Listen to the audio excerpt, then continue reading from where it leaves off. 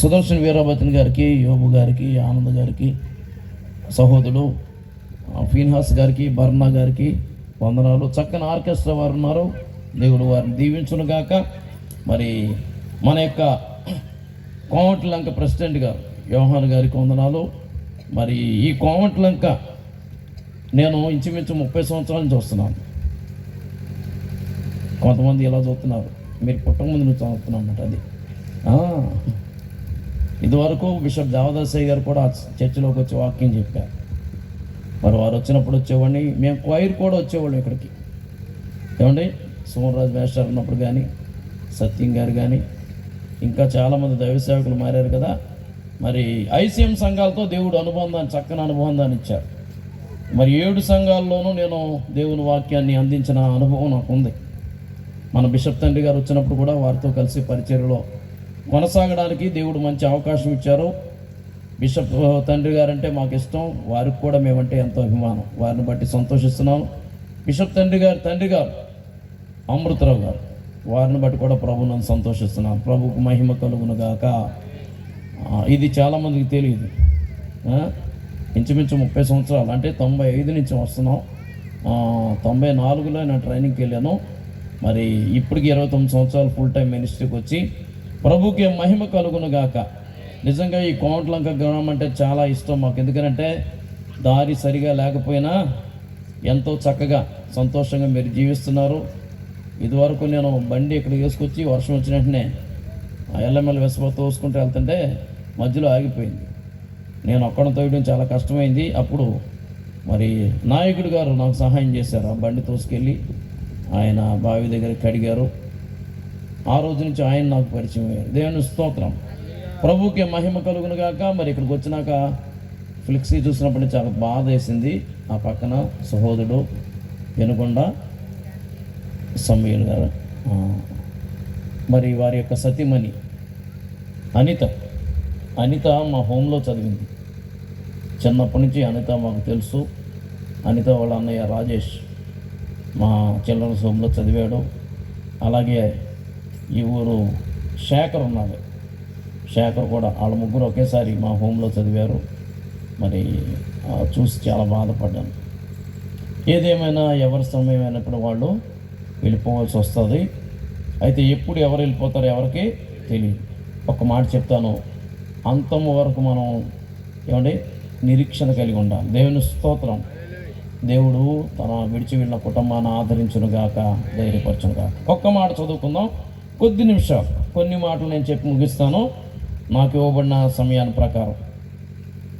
యోహాను సువార్త 13వ అధ్యాయం 1వ వచనం.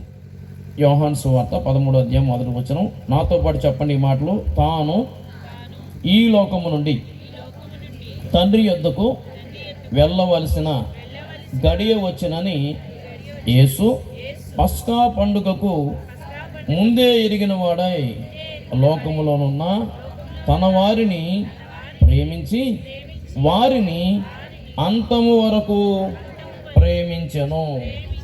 దేవుని స్తోత్రం.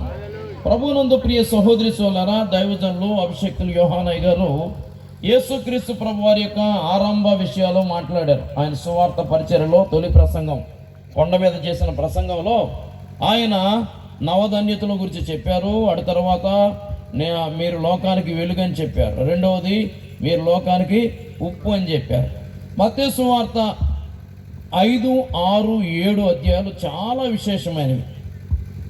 యేసయ్య ఆ 7 అంటే ఆ 3 అధ్యాయాలు చెప్తూ చివరిలో ఏమన్నారంటే, ఈయన మాటలు విని వాటి చొప్పున చేయువాడు బండపై తన పునాది వేసుకుని కట్టుకున్న ఇంటిని పోలి ఉంటాడు అన్నాడు. ఈయన ఆ మాటలు విని కూడా దాని ప్రకారం చేయని వాడు ఇసుక మీద ఇల్లు కట్టుకున్న బుద్ధిహీనుడి పోలే ఉంటాడని యేసయ్య చెప్పాడు. ఇద్దరు విన్న బ్యాచే, కానీ ఒకడేమో విన్నదాని ప్రకారం చేసినవాడు, ఒకడు విని వదిలిపెట్టినాడు.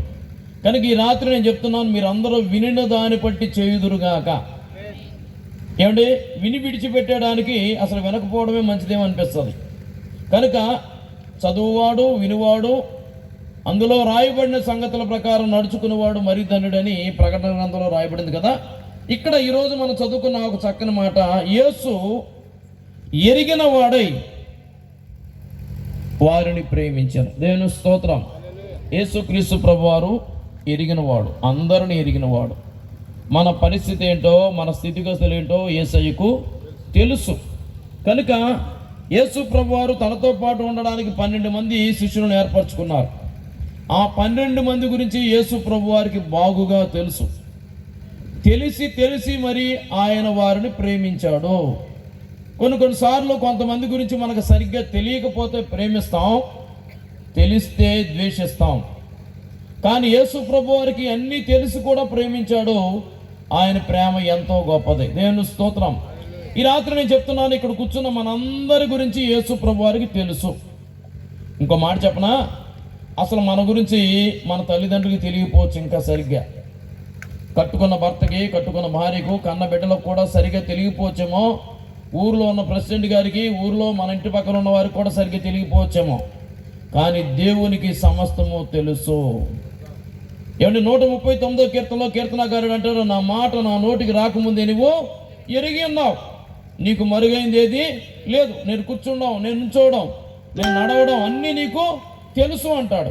ప్రకటన గ్రంథంలో 7 సంఘాలతో యేసు ప్రభువు మాట్లాడుతూ ఒక మాట అన్నాడు, నేను ఎరుగుదును సంగమా, నీ గురించి నాకు తెలుసు అన్నాడు. దేవుని స్తోత్రం.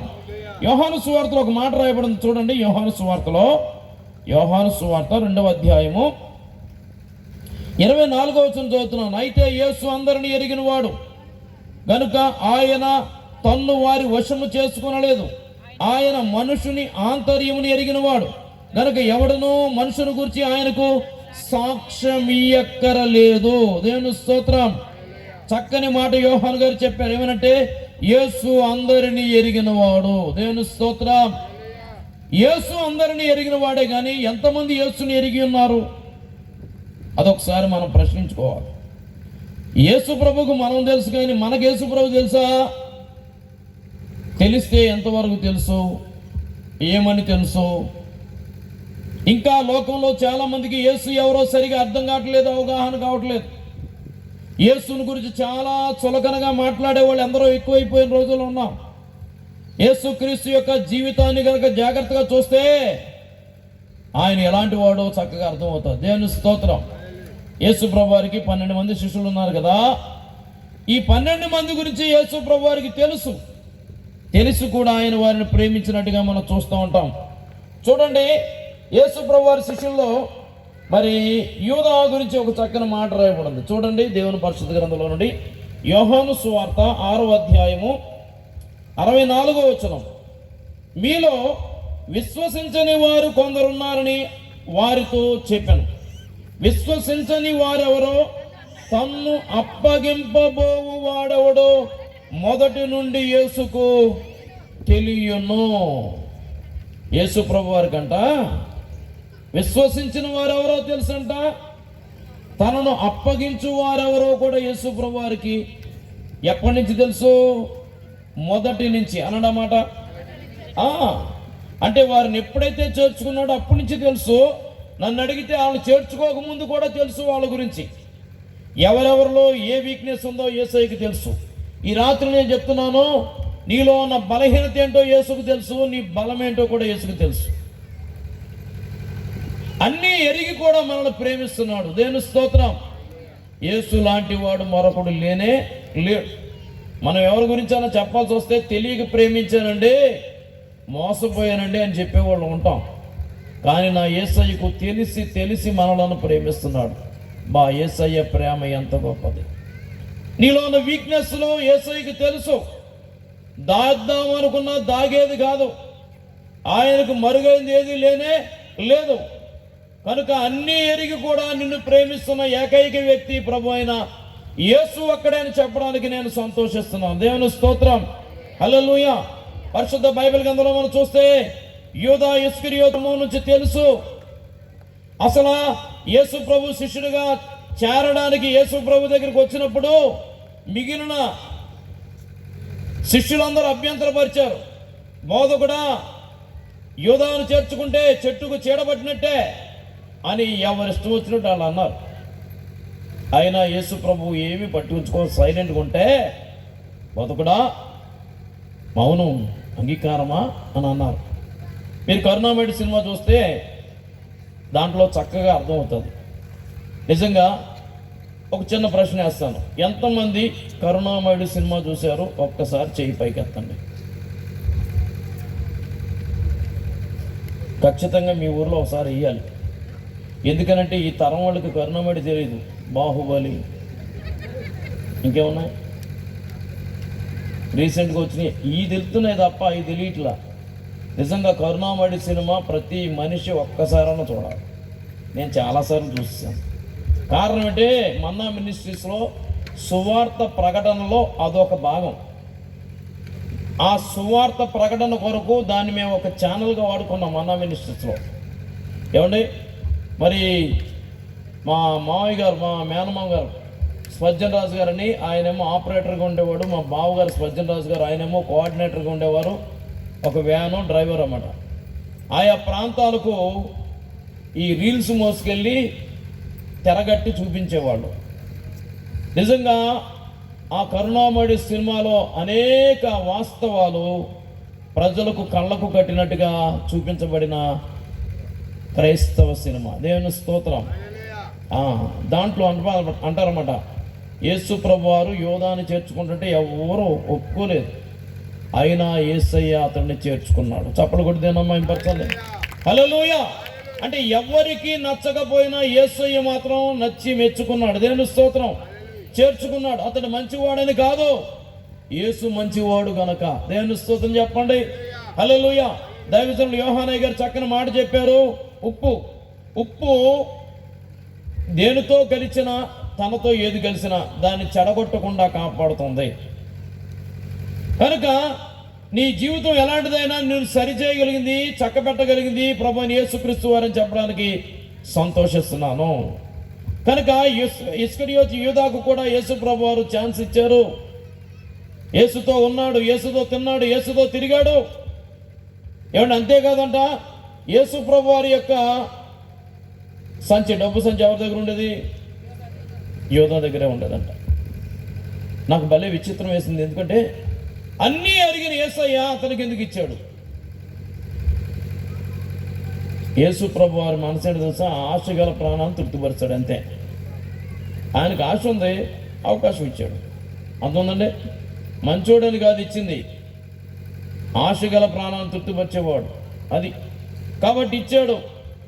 అయితే ఎప్పుడు యేసు ప్రభు వారు యోధా గురించి ఎక్కడ రిమార్క్ మాట్లాడాల, చులకనగా ఎక్కడ మాట్లాడినట్టు మనం చూడమండి. ఒక రోజున ఏం జరిగింది? లాజరు, మార్తా, మరియా వారింటికాడ చక్కని విందు జరుగుతుందంట. ఆ విందులో ఏం జరిగిందో చూడండి. యోహాను సువార్త ఆ విందులో మరి 12వ అధ్యాయం 3వ వచనం. అప్పుడు మరియా మిక్కిలి విలువగల అచ్చ జటామాంసి అత్తరు ఒక సేరున్నర ఎత్తు తీసుకొచ్చి యేసు పాదములకు పూసి తన తల వెంట్రుకలతో ఆయన పాదములు తుడిచాను. ఇల్లు ఆ అత్తరు వాసనతో నిండాను. ఆయన శిష్యులలో ఒకడు, అనగా ఆయనను అప్పగంపనయ్యున్న ఇస్కరియోతు యూదా, ఈ అత్తరెందుకు 300 దేనారములకు అమ్మి బేదలకు ఇయ్యలేదనను. వాడిలాగు చెప్పినది బేదల మీద శ్రద్ధ కలిగినది కాదు, కానీ వాడు దొంగయ్యుండి తన దగ్గర డబ్బు సంచి ఉన్నందున అందులో వేయబడినది దొంగిలించుచూ వచ్చాను కనుక అలాగూ చెప్పాను. ఏమండి, ఆమె అత్తరు ఎవరికి పూసింది? యేసుప్రభు గారికేగా. యేసుతో ఉంటున్నాడు, యేసుతో తిరుగుతున్నాడు, యేసు చేసిన చూస్తున్నాడు, కానీ యేసు ప్రభుని ఎవరైనా గనపరిస్తే తట్టుకోలేకపోతున్నాడు. మళ్ళీ విచిత్రమైన మాట కదా. యేసు ప్రభుకి కదా ఆమె రాసింది. అయినా అది ఎందుకు నువ్వు వేస్ట్ చేస్తున్నావు? నిజమేనండి, ఈ రోజుల్లో కొంతమంది దైవజనుని కొరకు ఏదైనా ఖర్చు పెడితే తట్టుకోలేరు. ఆత్మీయ నాయకుని కొరకు లోకంలో, శాపంలో, పాపంలోని నిన్ను లోకానికి వేరే ప్రభువు దగ్గరికి వచ్చి ప్రభువులో నడిపించడానికి నీ కొరకు, నీ ఆత్మీయత జీవితం కొరకు ప్రయాసపడుతున్న దైవజనుని గణపరుస్తున్నావా, లేకపోతే అవమానపరుస్తున్నావా? యేసుతో ఉన్నాడు కానీ యేసు ప్రభు వారికి అత్తరు రాస్తే తట్టుకోలేక ఆయన అంటాడు కదా, ఎందుకు నువ్వు వేస్ట్ చేస్తున్నావు? ఇదే గనక అమ్మి ఎంత? 300 జానారు. అలాంటి జాగ్రత్త గమనించాలి. ఎంత తెలివైనడంటే ఒక్కసారి వాసన పీల్చాడు, రేటు కట్టాడు అనండి. అంటే అత్తరితో ఎంత సన్నిహిత సంబంధం అందరికి తెలియవు రేట్లు. ఆ అత్తరు పేరు కూడా తెలుసు ఆయనకి. ఒక్కసారి పీల్చి ఇది ఇంచుమించు 300. అమ్మా, చాలా టాలెంటెడ్ అన్నమాట. అత్తరు రేటు ఎరిగిన వాడు, కానీ యేసు పాదాలకు రాస్తే చూస్తూ తట్టుకోలేనివాడు. మరి ఎవరికి ఇవ్వాలంటది? పేదలకు ఇవ్వాలంట అమ్మి. ఎందుకన్నాడు అనంటే యోహాన్ అంటాడు అతడి దగ్గర డబ్బు సంచి ఉంది కాబట్టి అప్పుడప్పుడు అవసరానికి ఎంతో కొంత తీసుకునేవాడు, అందుకని ఆ మాట అన్నాడు. కానీ నిజంగా పేదల మీద శ్రద్ధ ఉండి కాదని యోహాన్ లీక్ చేశాడు, కానీ యేసయ్య ఎప్పుడు లీక్ చేయలే. అబ్బా, యేసయ్య ప్రేమ ఎంత మంచిది. నేను స్తోత్రం. యేసు ప్రభు ఎప్పుడు ఏంటి ఎరిగిన వాడైనా ఎప్పుడు ఆయనను కించపరచలేదు. యేసయ్య ప్రేమ ఎంత గొప్పది అంటే తనను అప్పగించువాడు అన్న తెలుసు కూడా చేర్చుకున్న యేసయ్య ప్రేమ. ఈ రాత్రిని చెప్తున్నాను, నీ క్యారెక్టర్ అంతా యేసయ్యకి తెలుసు, అయినా ఇంకా నిన్ను యేసయ్య ప్రేమిస్తున్నాడు. 2 చేతులు పైకి తెలుసు చెప్పండి. ఎంత మంచి దేవుడు అండి. ఎన్ని సందర్భాల్లో దేవునికి విరోధంగా మాట్లాడావు, ఎక్కడెక్కడ దేవుని విడిచిపోయావు, నీలో ఉన్న బలహీనతలన్నీ తెలుసుండు కూడా ఈ రాత్రి కూడా యేసయ్య నిన్ను ఇంకా ప్రేమిస్తున్నాడని చెప్పడానికి ప్రభువునందు నేను సంతోషిస్తున్నాను. మొదటి నుంచి ఎరిగిన వాడు చివరి వరకు ప్రేమించినట్టుగా మనం చూస్తున్నాం. ఈ రాత్రి ఒక్కసారి ఆలోచించాయి. బాల్య దినములలో నేను ఇష్టపడిన వారు, యవన దినాల్లో ఇష్టపడిన వారు, నడి వయసులో ఇష్టపడిన వారు చివరి వరకు ఇష్టపడుతున్నారా? ఎంతోమంది మధ్యలోనే చీకొడుతున్నారు. కానీ నా యేసయ్య ఇప్పుడు కూడా నిన్ను చీకొట్టేవాడు కాదు. ఇలాంటిదా యేసు ప్రేమ, నన్ను తోలానాడక తనదో జాలి చూపినదా, ఇలాంటిదా యేసు ప్రేమ, నన్ను తోలానాడక తనదో జాలి చూపినదా,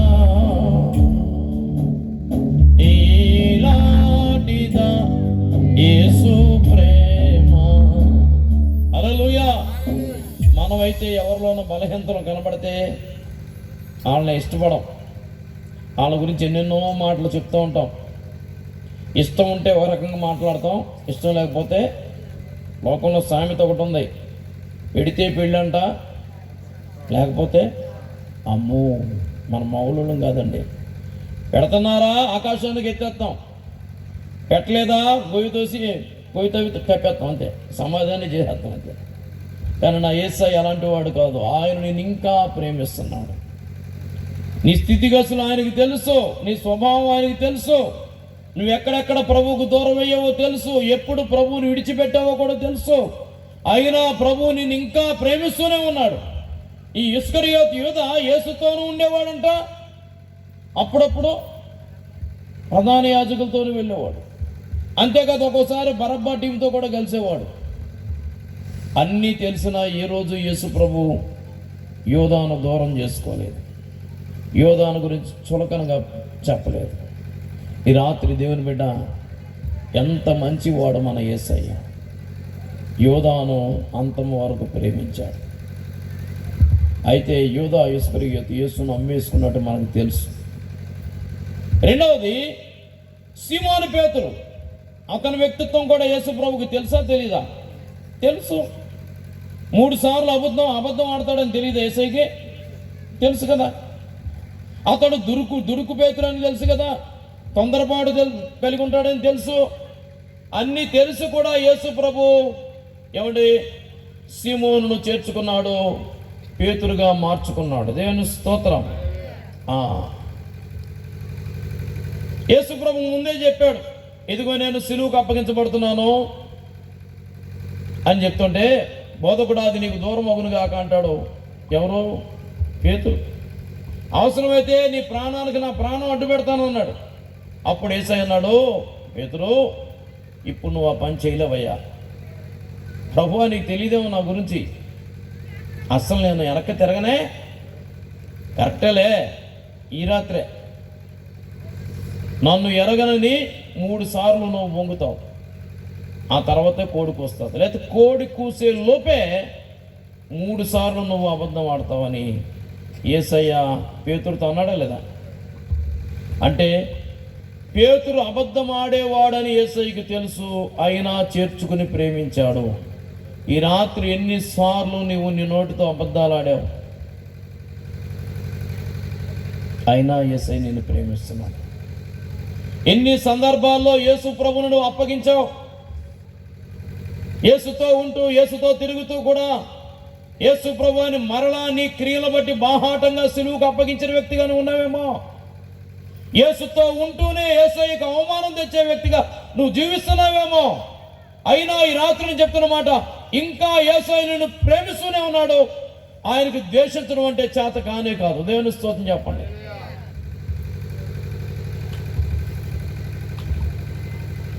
గంధము చెట్టునంట గొడ్డలి నరుకుతూ ఉంటే తనను నరుకుతున్న గొడ్డలికి కూడా సువాసనను పంచిస్తుందంట. ఏంటిది? గంధపు చెట్టు. దేవుని స్తోత్రం. అవును, ఎవరు ఎన్ని బాధ పెట్టినా, ఎంత అలా మాట్లాడినా యేసయ్య ఎప్పుడు ఎవరిని ద్వేషించలేదు, దూషించలేదు. మనం అయితేనా నిజంగానే కొన్నిసార్లు ఉప్పు ఎక్కువ తిన్నట్టు బీపీ వచ్చేస్తుంది మనకు. కొన్ని మాటలు ఏంటంటే రక్తం మరిగిపోవట్లా. విశ్వాసులు కాని మాటలు మాట్లాడుతున్నారు. పాస్టర్ గారులు కూడా నోటమ్మటి రాకుండా మాటలు వచ్చేతనేటి. ఏంటండి మరి ఎలా తట్టుకుంటామండి? తట్టుకోలేకపోతున్నామండి అంటున్నారు. నిజమే, తట్టుకోలేము. కానీ యేసును చూస్తే తట్టుకోగలం. దేని స్తోత్రం చెప్పాలి. ఎందుకంటే యేసుకు అన్నీ తెలిసిండి కూడా ప్రేమించాడు కదా. పేతురుని ప్రేమించిన యేసయ్య, యూదా ఇస్కరియోతును ప్రేమించిన యేసయ్య. పరిశుద్ధ బైబిల్ గ్రంథంలో మరొక వ్యక్తి ఉన్నాడు, ఫిలిప్పు. ఒకరోజు యేసు ప్రభు ఫిలిప్పుతో అంటాడు కదా, ఫిలిప్పు, విస్తారమైన జనసమూహం వచ్చారు కదా, వీళ్ళందరికీ పెట్టడానికి రొట్టెలు ఎక్కడి నుంచి కొనుక్కొద్దాం అన్నాడు ఆయన. ఎక్కడి నుంచి కొనుక్కొద్దాం అన్నాడు. చూడండి, యోహాను సువార్త 6వ అధ్యాయము, యోహాను సువార్త 6వ అధ్యాయము 5వ వచనం. కాబట్టి యేసు కన్నులెత్తి జనులు తన యొద్దకు వచ్చుడు చూచి, వీరు భుజించుటకు ఎక్కడి నుండి రొట్టెలు కొని తెప్పించమని ఫిలిప్పుని అడిగిన గాని ఏమి చేయనయుండెనో తానే ఎరిగి ఉండి అతన్ని పరీక్షించుటకు ఇలాగూ అడిగెను.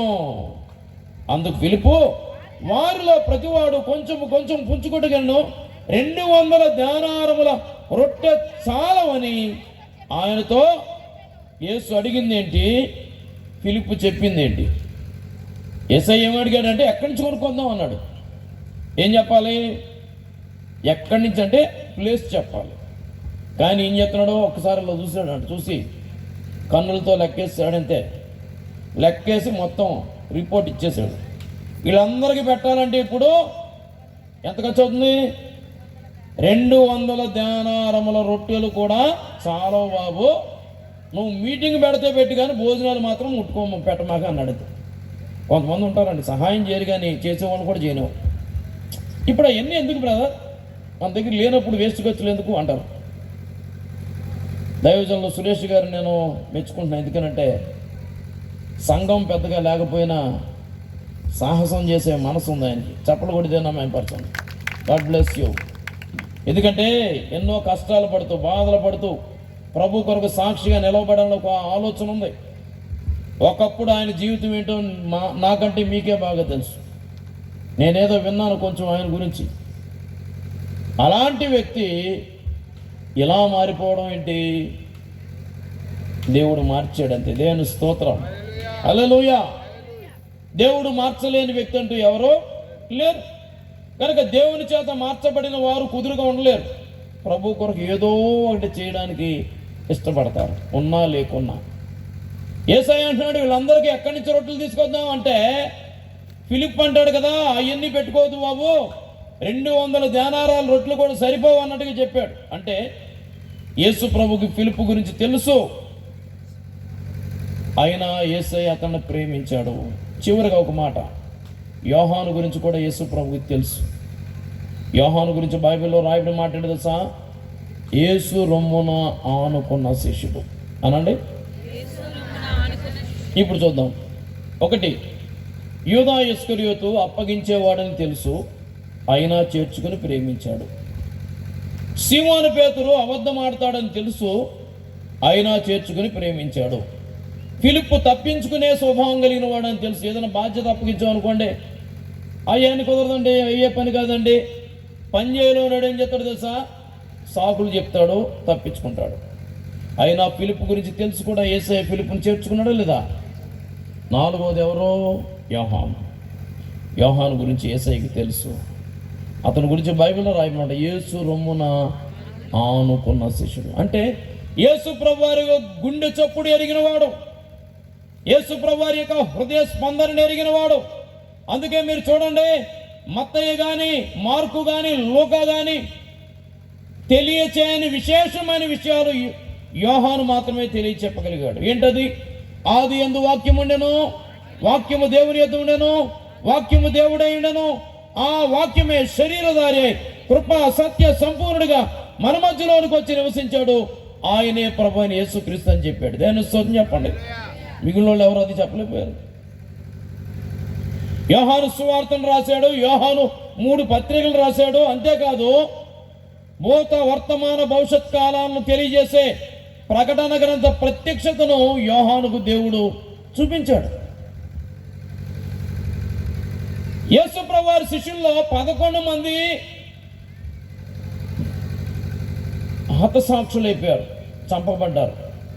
కానీ యోహాను ఒక్కడే మంచి వృద్ధాప్యమందు సామాన్య మరణం పొందాడు. దేవుని స్తోత్రం. అలాగని శ్రమలు లేవా? యోహానికి చాలా ఉన్నాయి.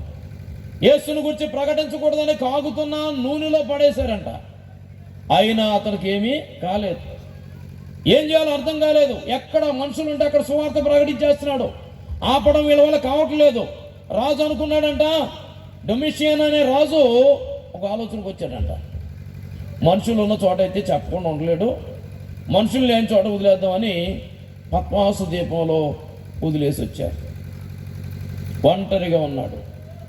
ప్రభువు దినం అంటే ఆదివారం, ఆ రోజు ఆత్మవశుడై ఉన్నాడంట. దేవుని స్తుతి చెప్పండి. కొంతమందికి ఆరాధన ఎక్కడ వస్తుందంటే 1000 మందిలో అంటే ఊగిపోతారు, స్తోత్రం హల్లెలూయా అంటారు. ఏ తక్కువగా ఉన్న చోట యేసే ఉండడా? ఎక్కడ 2-3 ఆయన నామలో కూడింటారు, వాళ్ళ మధ్యలో ఉండడా? నేను అంటాను, ప్రజలను చూసి నువ్వు ఆరాధిస్తున్నావంటే అది సరైన ఆరాధన కాదు. ప్రభువును చూసి ఆరాధించే ఆరాధనే సరైన ఆరాధన. కొంతమందికి ప్రజలు జన సమూహాన్ని చూడంగానే ఎక్కలేని భక్తి వచ్చేస్తుంది. అప్పుడు మోకాళ్ళ మీద నుంచుంటారు, చేతులు పైకెత్తారు. అంటే ప్రజలను చూచుడు ద్వారా వచ్చే భక్తి కాదు, నీకు ప్రభువును చూచుడు ద్వారా వచ్చే భక్తి కలిగి ఉండాలని దైవజనుడిగా తెలియజేస్తున్నాను. నీ యొక్క విశ్వాస అభివృద్ధి కొరకు కావాల్సింది జన సమూహం కాదు, రక్షకుడైన యేసు. ఒంటరిగా పద్మాసు దీపంలో ఉన్నా అతడు ఆత్మవశుడై ఉన్నాడు. దేవుని స్తోత్రం. ప్రభు దినమందు ఆత్మవశుడై ఉండి ప్రభు యొక్క ప్రత్యక్షతను చూచాడు. దేవుని స్తోత్రం. కనుక ఏమండి, యోహానుకు యేసు ప్రభు వారు ఇక ముందు ఏం జరగబోతుందో అంతా చూపించేశాడు. దేవుని స్తోత్రం. దీనికి కారణం చెప్పనా? యేసుక్రీస్తు ప్రభు వారు 5,000 మందికి రొట్టెలు పంచిపెట్టినప్పుడు వారిలో ఒకడు యోహాను. 70 మందిని సువార్తను ప్రకటించడానికి ఇద్దరిద్దరుగా పంపించినప్పుడు వారిలో యోహాను ఒకడు. 12 మంది తనతో ఉండి తను చేసేవని చూసి తన వలె ఉండాలనుకున్నప్పుడు వారిలో ఒకడు యోహాను. అంతేకాదండి, 500 మంది యేసు ప్రభు వారు తిరిగి వెళ్ళడం చూసినప్పుడు వారిలో ఉన్నవాడు యోహాను. అంతేకాదు, ఏకాంత ప్రార్థన చేయడానికి వెళ్ళడానికి రండి అని పిలువబడిన వారిలో ఒకడు యోహాను. చివరిది, యేసు ప్రభు వారు సిలువలో వేలాడుతున్నప్పుడు సిలువ యొద్ద నిలిచిన ఏకైక వ్యక్తి యోహాను. చప్పట్లు కొట్టి హల్లెలూయా. అవసరాలకు వాడుకుని వదిలేయడం కాదు క్రైస్తవ్యం అంటే. తేడా వచ్చినప్పుడు అబద్ధమై తప్పించుకోవడం కాదు. ఏదన్నా చేయాల్సిన పని వచ్చినప్పుడు తప్పించి వెళ్ళిపోవడం కాదు క్రైస్తవ్యం అంటే. చావైనా బ్రతికైనా నీతోనే ఉంటాను ప్రభువా అనేదే నిజమైన క్రైస్తవ్యం. దేవుని స్తోత్రం. హల్లెలూయా. ప్రభువు కొరకు చావడానికి ఇష్టపడేవాడు తన ప్రాణాన్ని కాపాడుకుంటాడు, తన ప్రాణాన్ని కాపాడుకోవడానికి ప్రయత్నించేవాడు పోగొట్టుకుంటాడని కూడా దేవుని వాక్యంలో రాయనమాట. భయంకరమైన దినాల్లో ఉన్నాం. చాటుమాటుగా ఉండే రోజులు కాదు, చావైనా బ్రతికైనా ప్రభు కోసమే జీవించవలసిన రోజులు. ఎందుకో తెలుసా? మనల్ని ఎరిగి ప్రేమించిన వాడు యేసు ఒక్కడే. మనం అంటే ఎవరో ఎరగక ప్రేమించే వాళ్ళు అందరూ ఉన్నారు. ఈ ప్రేమలన్నీ ఏదో ఒక రోజున ఆగిపోతాయి. అందరి ప్రేమ అంతంత వరకే, యేసయ్య ప్రేమ అంతం వరకు అన్నమాట.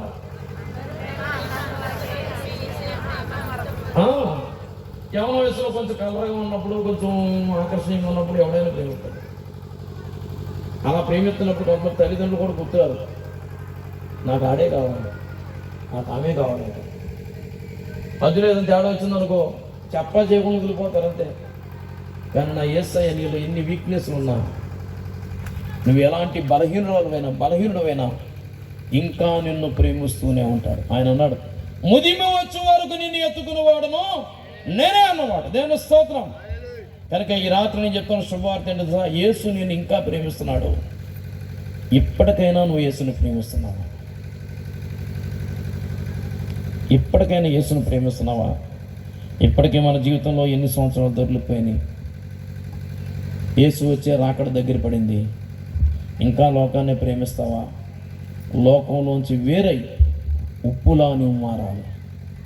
ఉప్పు తెల్లనిది, పరిశుద్ధత కలిగి జీవించాలి.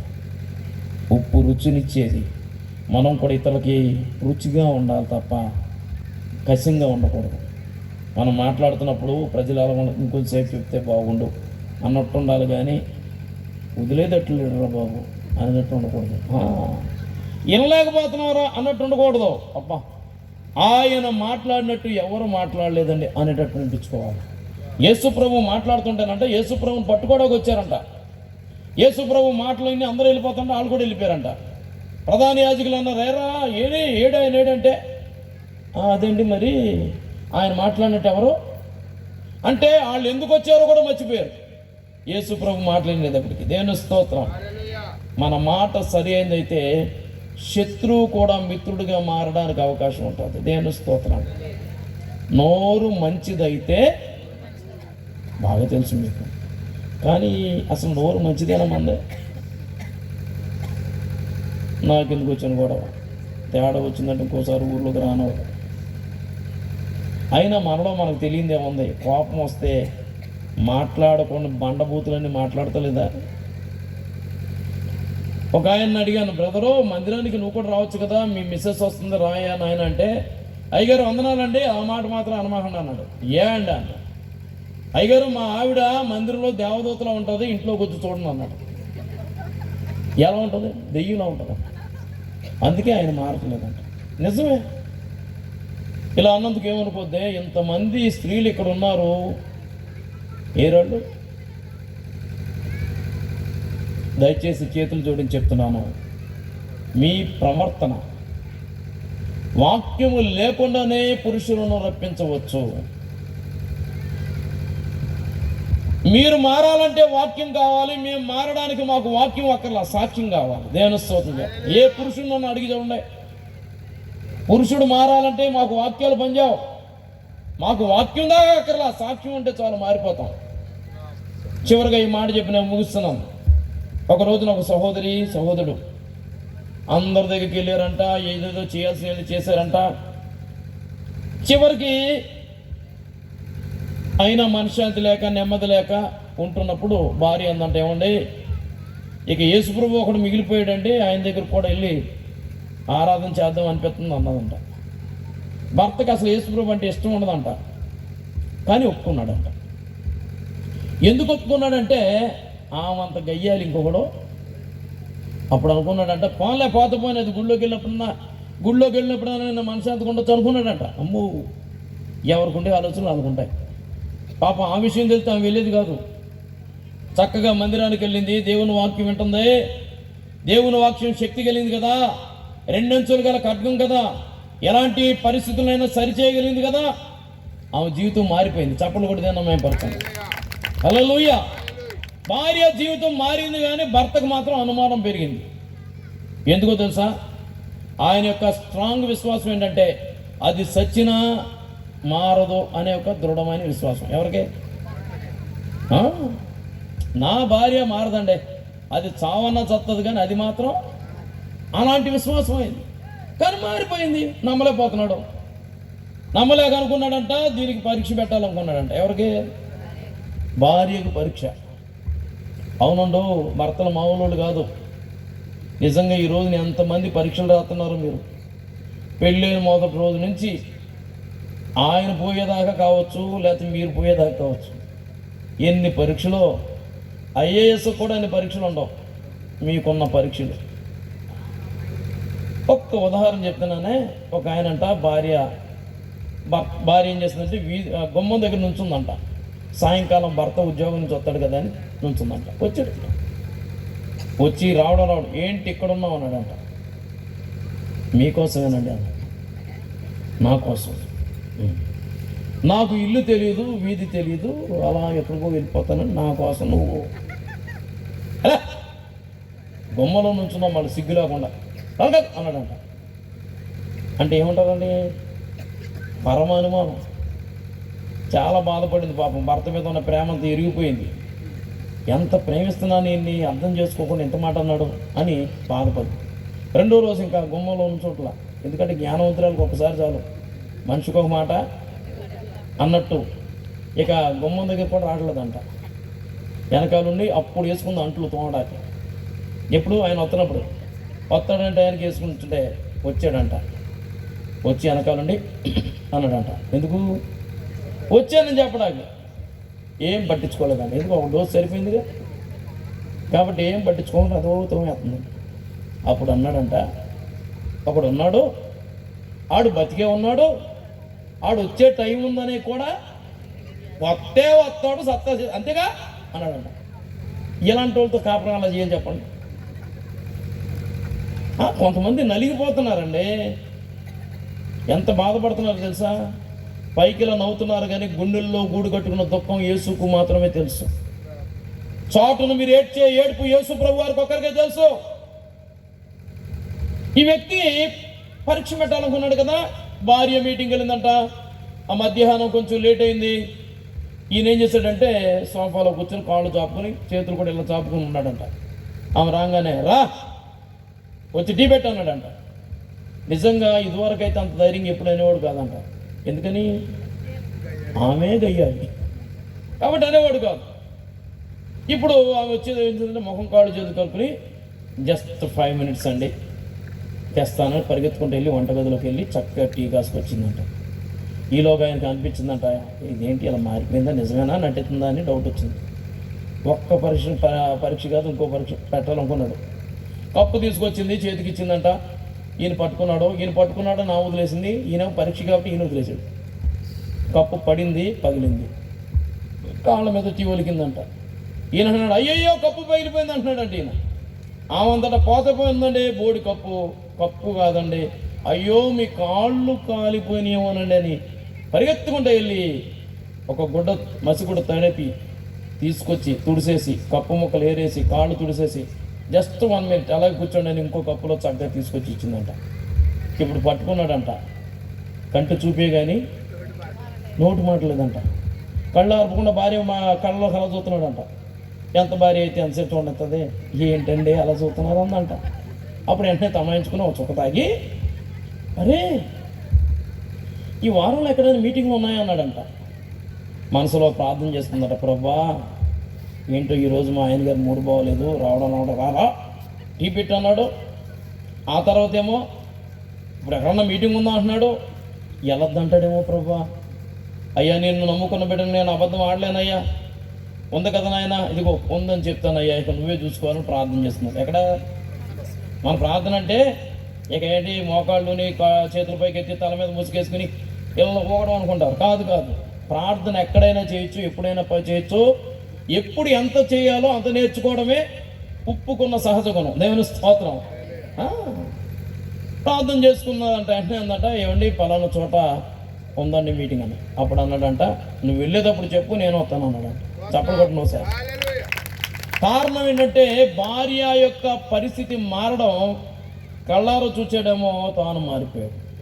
ఈ రాత్రి నేను చెప్తున్నాను, లోకము నుండి వేరై ఉప్పుగా నువ్వు తయారైతే ఏమంటే నీ ద్వారా అనేక మంది ఆశీర్వాదకరంగా ఉంటారని చెప్పడానికి సంతోషిస్తున్నాను. కనుక ఆ నలుగురిలో నువ్వు ఎలా ఉంటావు? ఎవరా నలుగురు? అప్పగించిన వాడైన యోధ, అబద్ధమాడిన పేతురు, తప్పించుకోవాలనుకున్న ఫిలిప్పు, చివరి వరకు సిలువ యొద్దే నిలిచిన యోహాను. నీ పరిస్థితి ఏంటి? చివరికి ఒక మాట చెప్తున్నాను. యూదా ఇస్కరియోతు అప్పగించేశాడు, తప్పు చేశానని తెలుసుకున్నాడు, ప్రధాన యాజకుల దగ్గరికి వెళ్ళి ఒప్పుకున్నాడు. వాళ్ళు అన్నారు, బాబు డీల్ అయిపోయింది, మాకు మీ గురువుగారిని ఇచ్చేసావు, మీకు ఇవ్వాల్సింది ఇచ్చేసాను హాయా అన్నారు. యేసుప్రభు దగ్గరికి వెళ్ళి ఉంటే బాగుండేది, కానీ అతడు ఏం చేశాడంటే పశ్చాత్తాపం చెంది నాలాంటి వాడు బతకూడదని వెళ్ళి ఆత్మహత్య చేసుకున్నాడు. ఊరు వెలుపలికి పోయాడు, చెట్టుకు ఊరేసుకున్నాడు, తాడు తెగిందో కొమ్మ ఎరిగిందో మొత్తానికి కింద పడ్డాడు, పొట్ట పగిలి పేగులు బయటకు వచ్చి భయంకరమైన చావు చచ్చిపోయాడంట. నేను అనుకుంటాను, యేసు యూదా ఇస్కరియోతుని ఎరిగాడు, కానీ యూదా ఇస్కరియోతు యేసుని ఎరగలేదు. యేసును కనుక యూదా ఇస్కరియోతు ఎరిగుంటే ఇప్పటికైనా నా యేసయ్య నన్ను క్షమిస్తాడని తిరిగి వచ్చేవాడు. ఈ రాత్రి నేను చెప్తాను, నువ్వెంత ఎలాంటి వ్యక్తిమైనా ఈ రాత్రి కూడా యేసయ్య నేను రమ్మని పిలుస్తున్నాడు. నిన్ను ఇప్పటికీ క్షమించడానికి ఇష్టపడుతున్నాడు. ఎందుకంటే అంతమ్మ వరకు ప్రేమించే యేసయ్య, నీ కొరకు నిలువెల్లా నలిగిపోయిన యేసయ్య, 10,000లో అతి సుందరుడు, స్వరూపమైనను సొగసైన లేనివానిగా నీ కొరకు మొత్తబడిన యేసయ్య ఈ రాత్రి ఇంకా నిన్ను ప్రేమిస్తున్నాడు. యేసు నిన్ను ఎరుగున్నాడు, కానీ నువ్వు యేసుని ఎరుగుదువా? ఆయన ప్రేమ ఎంత గొప్పది, ఆయన సహనం ఎంత గొప్పది, ఆయన క్షమా జీవితం ఎంత గొప్పది, ఆయన ఎంత పరిశుద్ధుడు. కనుక మనం కూడా అలా జీవించడానికి ప్రయత్నం చేయాలి. మన వల్ల కాకపోతే పరిశుద్ధాత్మ సహాయం మనకు అవసరం. పరిశుద్ధాత్ముడు సహాయం చేస్తాడు.